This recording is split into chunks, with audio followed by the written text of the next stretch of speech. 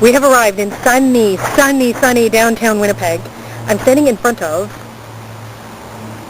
the Louis Riel Monument. And the reason I asked Grant to take me here and stop here is when I was a kid I saw the documentary, the CBC Louis Riel documentary, and I was like, I had a crush on the guy who played Louis Riel. I'm serious. You're laughing. Grant is really laughing at me. Yeah, I was a big Louis Riel fan, but it turned out I was really just a fan of like the French actor who played him.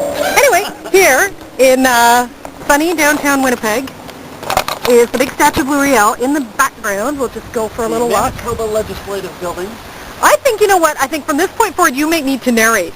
I would like to introduce you to Grant. Hi, I'm Grant. Welcome to Winnipeg. And, oh man, do I ever sound like a geek. Our tour guide. Yes.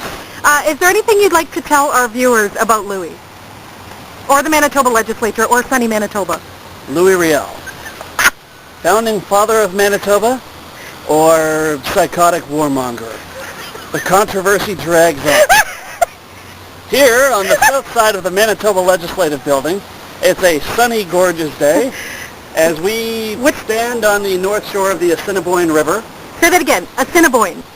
Also known as Assiniboine. Yes, the I've learned that. Assiniboine River. But yes, this is basically where Manitoba laws are made for the, other 34 people who live in this province outside of Winnipeg. Wonderful. Okay. Yeah. So this was one of my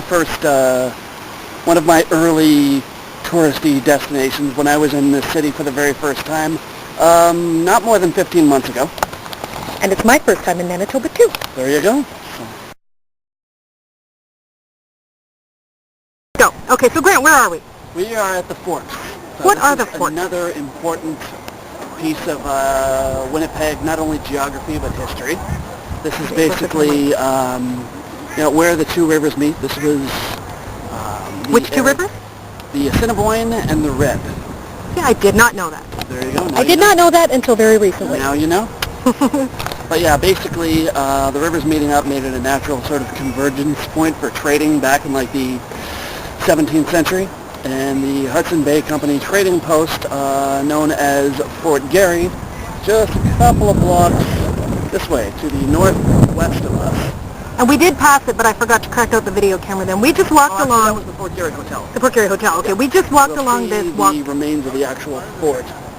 What's this path called that we just came down the beach walk? The River Walk. River Walk. Yes. Okay, and we will make some more video of it later. I clicked stop too soon. The people getting off that little bus, that little boat, Grant was just telling me, it's the Waterbus. Grant, what does it do? The Waterbus, it's basically a seasonal transportation alternative that you can take. There's a series of about 7 or 8 different docks on, there's some on both rivers actually. Wow. And yeah, basically you... Like a city bus? Yeah, essentially. It's kind of loud here. I don't know if you can hear me.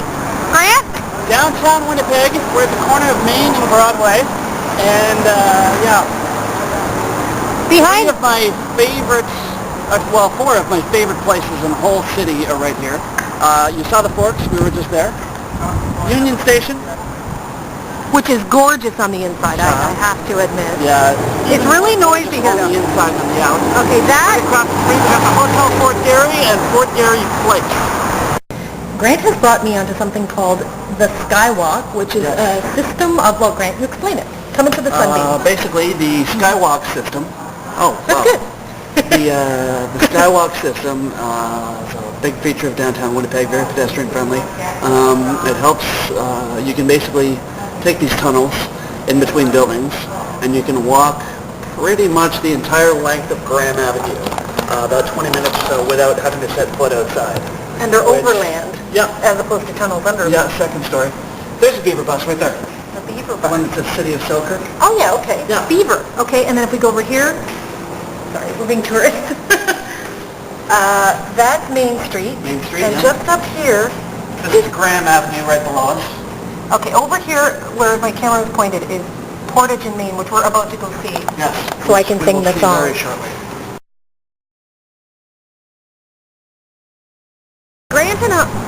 Grant and I just came up from this pedestrian underpass. We've emerged to see a beautiful building, which is the Bank of Montreal.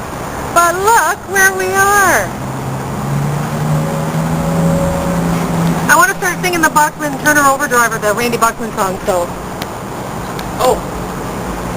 Actually, I should probably get in the intersection, because we're still sort of partially underground. I haven't experienced the full wind that is Portage in Maine. Oh, actually, no. Yeah?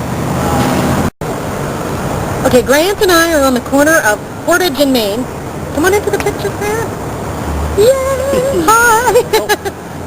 Oh, yes. So we just stopped at Robin's Donuts. Robin's Donuts. Which was actually a kind of where it all began. That's where Grant and I became friends, in a coffee shop in Hamilton. And, of course, that Robin's closed down. It no longer exists in Hamilton. But they're all over the place here. So this is my little memento of Winnipeg, and Portage in Maine in particular. Nice. And we're still in the quiet zone. We haven't even gotten to the top of the street level yet, where it's supposedly the windiest intersection in North America.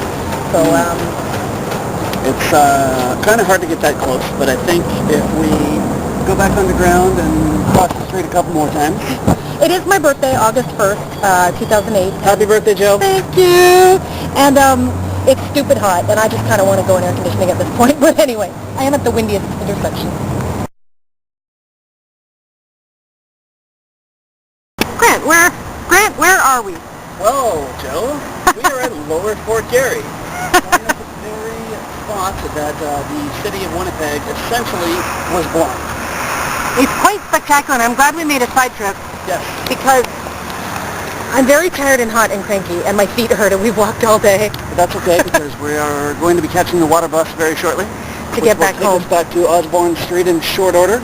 And I almost didn't make it, because I said, let's take a taxi home, I'm so hot. But this is neat, this is really cool, this is where the city of Winnipeg was born. And you know what, I was willing to grudgingly bend to the taxi, but I'm glad you came around. So this is the old Fort Garry, which you should Google if you're watching this YouTube video clip, and look up the history of Winnipeg.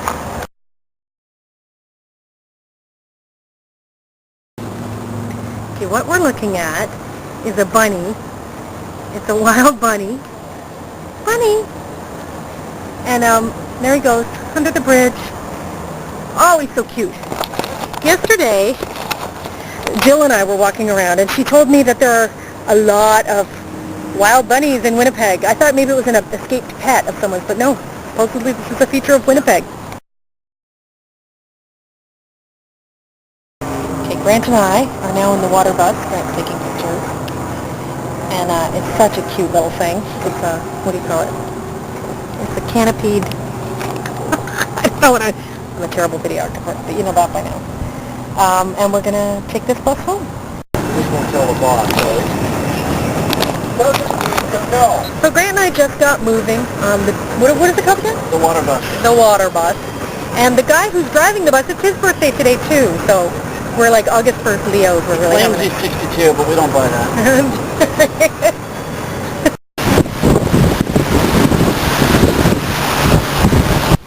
This is great. We have the wind in our hair. Although Grant's hair is all gone.